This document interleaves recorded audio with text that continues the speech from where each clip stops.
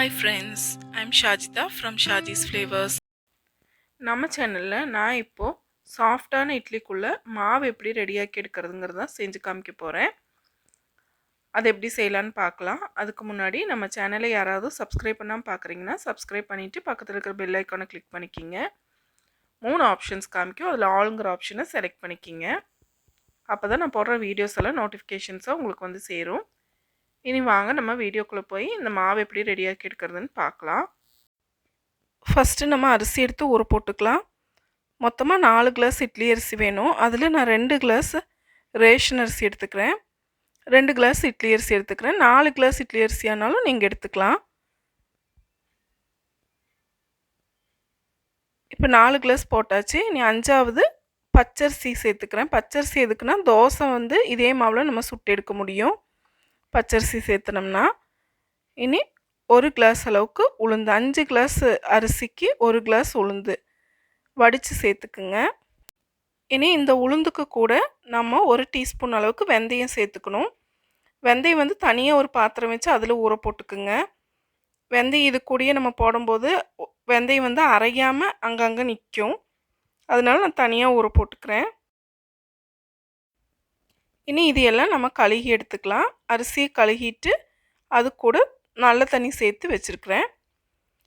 அதே மாதிரி உளுந்தையும் கழுகிட்டு எந்த தண்ணியில் நம்ம ஆட்ட போகிறோமோ அந்த தண்ணியை அதில் ஊற்றி வச்சுக்கோங்க. அதுலேயே அது ஊறட்டும்.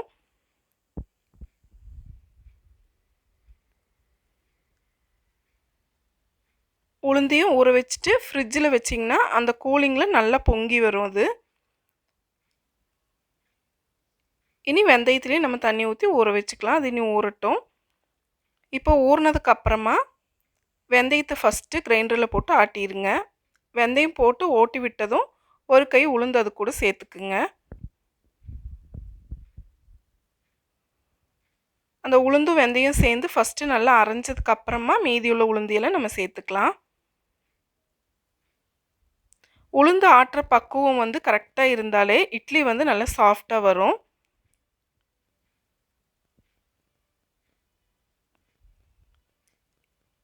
இந்த மாதிரி கொஞ்சம் அரைஞ்சதும் இனி மீதி இருக்கிற உளுந்தியெல்லாம் அது கூட சேர்த்துக்குங்க. உளுந்து ஆட்டுறக்குன்னு தனியாக தண்ணி வச்சுக்கணும் ஒரு பாத்திரத்தில். அதில் தான் நம்ம வந்து கை போட்டு இந்த உளுந்து தண்ணியை தொளிச்சு விடணும்.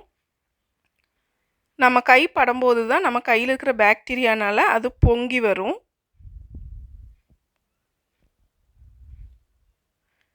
அந்த தண்ணியிலேயே நம்ம கை கழுகி வைக்கணும். இது கூட நான் 2-3 ஐஸ் க்யூப் சேர்த்துக்கிறேன். ஐஸ் க்யூப் சேர்த்தும் போது உளுந்து வந்து சூடாகாமல் நல்லா பொங்கி வரும். இனி மூடி போட்டு வச்சிடலாம். ஒரு 5 நிமிஷம் ஓடினதுக்கப்புறமா திறந்து பார்த்திங்கன்னா நம்ம போட்டதை விட உளுந்து அதிகமாக இருக்கும். இனி சைடெல்லாம் கொஞ்சம் எடுத்து விட்டு மறுபடியும் தண்ணி தெளித்து விடுங்க. தண்ணியை வந்து ஒரே முட்டை ஊற்றக்கூடாது, தொளிச்சு தான் அதை ஆட்டி எடுக்கணும். உளுந்துக்கு மட்டும் கரெக்டாக பக்கத்துலேயே நின்று நம்ம தண்ணி தெளித்து விடணும்.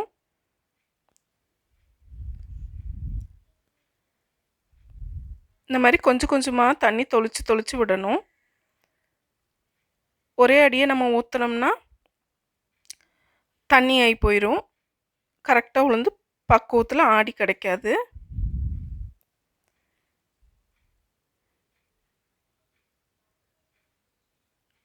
இது கரெக்டாக காமிக்கணுங்கிறதுக்காக தான் நான் இந்த அளவுக்கு லென்த்தாக வீடியோ எடுத்திருக்கேன். இப்போ நல்லா உளுந்து பொங்கி வந்துருச்சு. இனி நம்ம அதை தோண்டி எடுத்துக்கலாம். இந்த மாதிரி நுரைச்சி வரும்போதே நம்ம எடுத்துடணும். கொஞ்ச நேரம் நம்ம ஓட விட்டோம்னா உளுந்து வந்து சூடாகி தண்ணி மாதிரி ஆயிரும். உளுந்து நம்ம எடுத்த பிறகு நல்லா க்ளீனாக எடுத்துருங்க. எடுத்துட்டு ஃபஸ்ட்டு தண்ணி ஊற்றி அரிசி ஆட்டி எடுக்கணும். தண்ணி ஊற்றாமல் அரிசியை ஃபஸ்ட்டு போட்டிங்கன்னா கிரைண்டர் வந்து ஸ்டக் ஆகி நிற்கும், மோட்ரு சீக்கிரம் கெட்டு போயிடும். அதனால் ஃபஸ்ட்டு தண்ணி ஊற்றிட்டு அதுக்கப்புறம் அரிசி போடுங்க. அரிசி ஆட்டுறதுக்கு அளவான தண்ணி ஊற்றிட்டு நம்ம மூடி வச்சுக்கலாம். இடையில ஒரு தடவை ஏதாவது வந்து பார்த்தா போதும். உளுந்துக்கு நிற்கிற மாதிரி இது கூடையே நிற்க வேண்டாம்.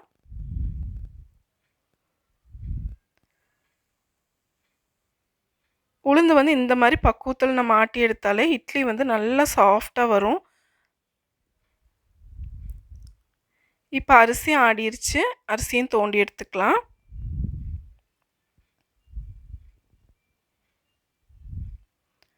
ரொம்ப நைஸாக அரைக்க வேண்டாம். அதே மாதிரி தருதருப்பும் இருக்கக்கூடாது. ரெண்டுக்கும் மிடில் இருக்கிற ஸ்டேஜில் தோண்டி எடுத்துருங்க.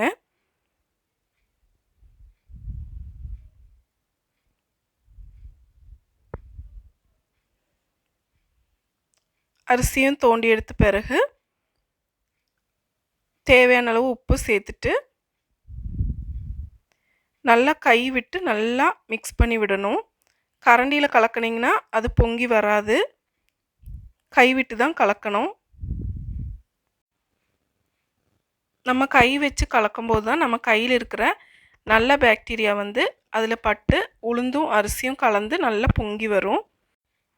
நல்லா பாத்திரத்தோட அடிபாகத்துலேருந்து நல்லா கலக்கி விடுங்க. அப்போ தான் நல்லா மிக்ஸ் ஆகும். இது இப்போது பாத்திரத்தோட பாதி அளவு தான் மாவு இருக்குது. நமக்கு பொங்கி வரும்போது நிறைய வரும். அதனால் இந்த மாதிரி பெரிய பாத்திரத்தில் மிக்ஸ் பண்ணி வச்சுக்குங்க. இது வந்து நம்ம கழுகின தண்ணி. ஃபஸ்ட்டு கிரைண்டர் வந்து நம்ம கழுகி எடுத்த தண்ணி நம்ம எடுத்து வச்சுக்கணும். கடைசியில் மிக்ஸ் பண்ணும்போது அந்த தண்ணியை வடிச்சிட்டு அடியில் மாவு இருக்கும், அதை இது கூட மிக்ஸ் பண்ணிக்கிங்க. இப்போ நல்லா உளுந்தும் அரிசியும் கலந்து பொங்கி வந்திருக்கு மாவு. இப்போ நல்லா மிக்ஸ் பண்ணி விடுங்க.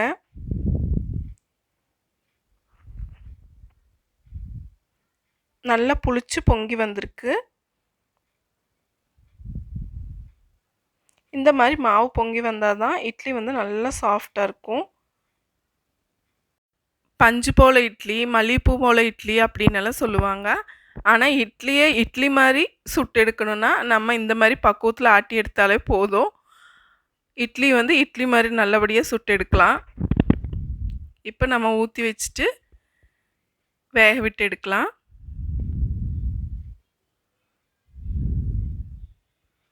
இட்லி சுடும்போது இட்லி துணியை உள்ளே மடித்து விடுங்க. அப்போ சீக்கிரம் வெந்து கிடைக்கும். இப்போ இட்லி வெந்துருச்சு.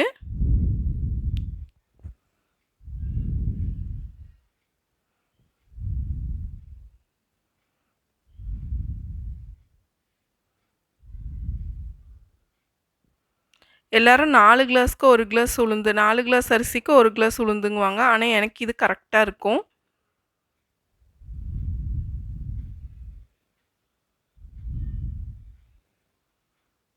துணியில் ஒட்டாமல் நல்லா சூப்பராக வந்திருக்கு இட்லி.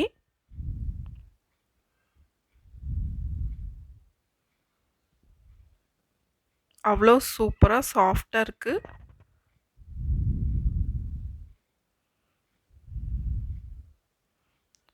அமுத்தும் போதே உங்களுக்கு தெரியும் எந்த அளவுக்கு சாஃப்டாக இருக்குன்னு.